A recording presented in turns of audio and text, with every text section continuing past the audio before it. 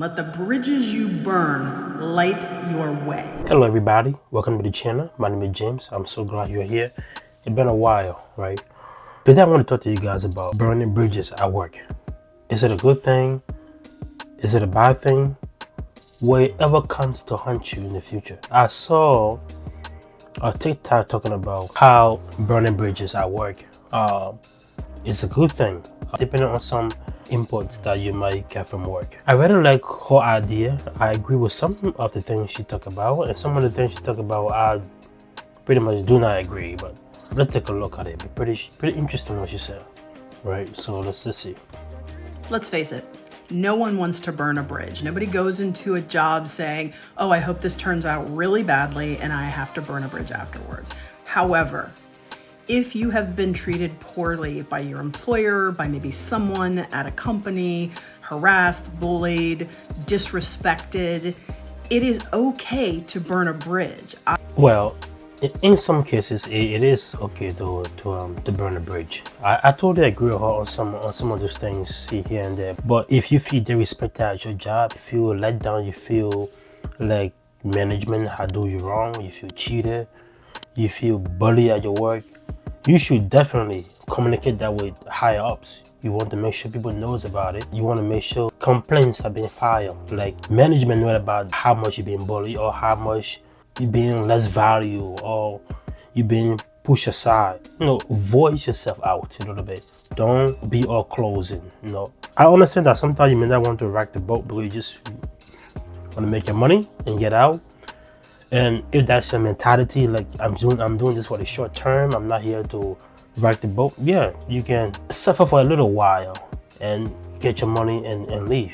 But if you want to be here for a while, you love the company, express your voice out to people that you think have your best interests at heart, right? You don't want to go straight to HR, because sometimes HR doesn't see the problem. The only problem they see is you, because you voicing your stuff out. So you want to be very curious and very cautious of how you handle it. But if you feel rejected, you feel let down, you feel bullied, you feel like your dignity has been stripped from you at work, maybe you should be finding a better area to work. At least get that plan B aside. Keep looking for job on the side to at least try to schedule your exit strategy. That should be the number one goal at first. If you begin to feel bullied or let down or diminished at work, right? Let's see what she said again. I have been working now for almost 30 years. I made it to the highest level. I was a CEO. I'm a 3-time CEO. Before that, I was a chief marketing officer. I have burned bridges with absolute carefree attitude. And the reason is I always had a good reason for it. If somebody was disrespectful, if they wouldn't allow me to have dignity at work, those are things that I will not tolerate in my life. So I would say to you, burn, burn, burn. Again, most of the time, what lead to issue at work is just kind of a communication problem. Either you're expressing yourself and they are not hearing you, or they're just reluctant to hear you, or you're not expressing yourself about how you feel on the job site. So let your voice out. Say something and complain about something that you're not feeling, or being discriminated against, or being hurt, or being pushed aside, or being unfairly treated. So talk about it. If they're not hearing you and they're just trying to ignore you, again, try to find a plan B, right?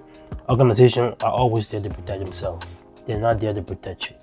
So you should always find a plan B. You should always try to be applying for jobs in other places and looking for better opportunity out there.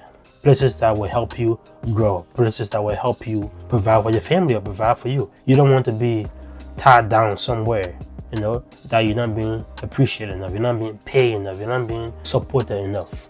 Let that energy, let that let down, let that pain at work fuel you to succeed and excel in your next job. Once did those people hold the keys to my future?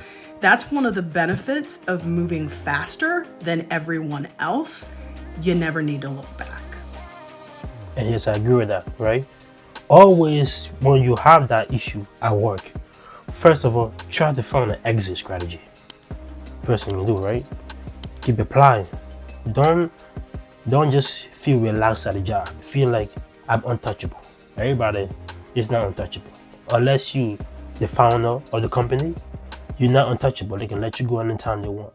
So always try to find an exit strategy before you lay in a complaint, especially to HR. Find somebody you trust. So to recap, before you even begin to complain to management or complain to anybody else at the job site, try to find an exit strategy or plan B. Try to find something out there. Keep going onto interviews. Keep applying. Keep going to interviews. Do not give up.